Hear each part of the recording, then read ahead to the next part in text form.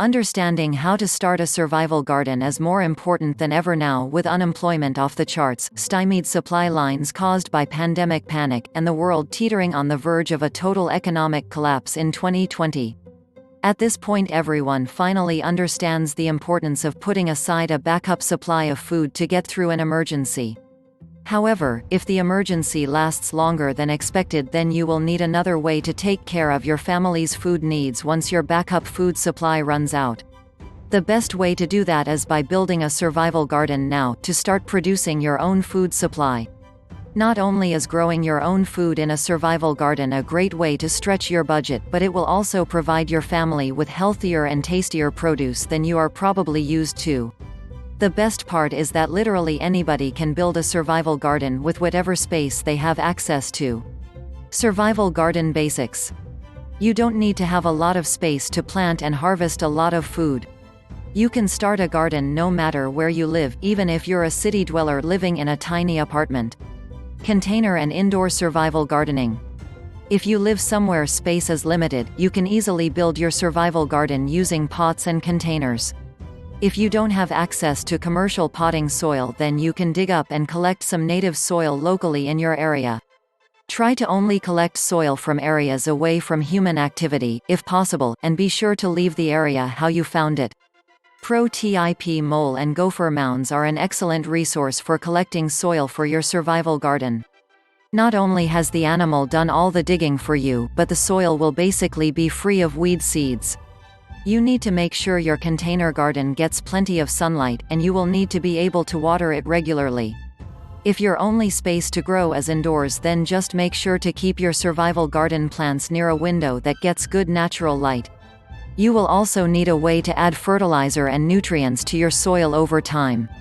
Making your own compost with garden and kitchen waste can be a great way to produce your own plant food. By the way, did you know that your urine also makes a fantastic fertilizer for your plants? That's right, your pee is good for your plants. So, quit flushing that valuable resource down the toilet and start bottling it up. Just be sure to dilute it water before feeding to your plants, and try not to let it splash any fruits or leafy greens because gross. Outdoor survival gardening. If you do have access to land where you can have your survival garden, then you need to choose the location wisely. After all, plants need to have adequate sunlight in order to survive, and the soil needs to be good for growing in. For instance, very few plants will thrive in hard, rocky soils. Things to consider in your outdoor survival garden. Drainage. Having good drainage is really important. You need to ensure the area where you're going to plant your garden isn't in an area that holds standing water in heavy rainfall, or it could drown your plants. Zone. Check out the hardiness zone for your area. This will inform you on what kinds of plants will grow best in your area and when is the best time to plant them. Position and location. Positioning of your crops is important too. Make sure any plants you choose to grow next to each other can be good neighbors. The different plants that you grow need to be placed in conjunction with their compatibility with any nearby plants. This is because certain types of plants can actually make it difficult for other types of plants to survive. Get heirloom varieties. The types of seeds or starter plants you get is important. For a survival garden, you want to stick solely with heirloom varieties. Most other varieties, even certified organic, can be hybrids, which means they won't reproduce true to type. In other words, the offspring probably won't have the same characteristics as the parent plants.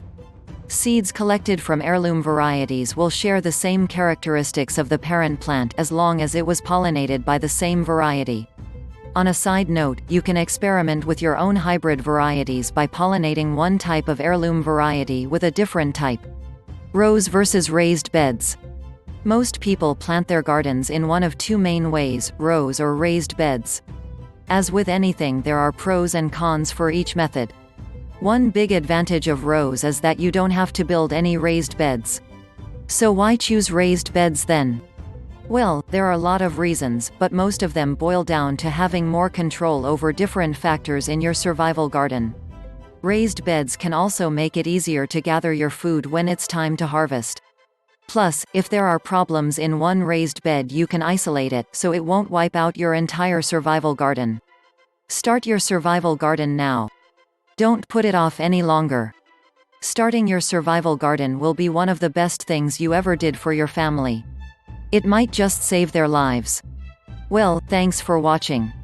Make sure to share this video with people you love.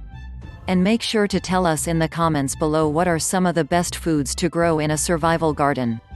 Before you go, click the notifications bell, show us some love and like the video, and subscribe to the channel. Happy growing!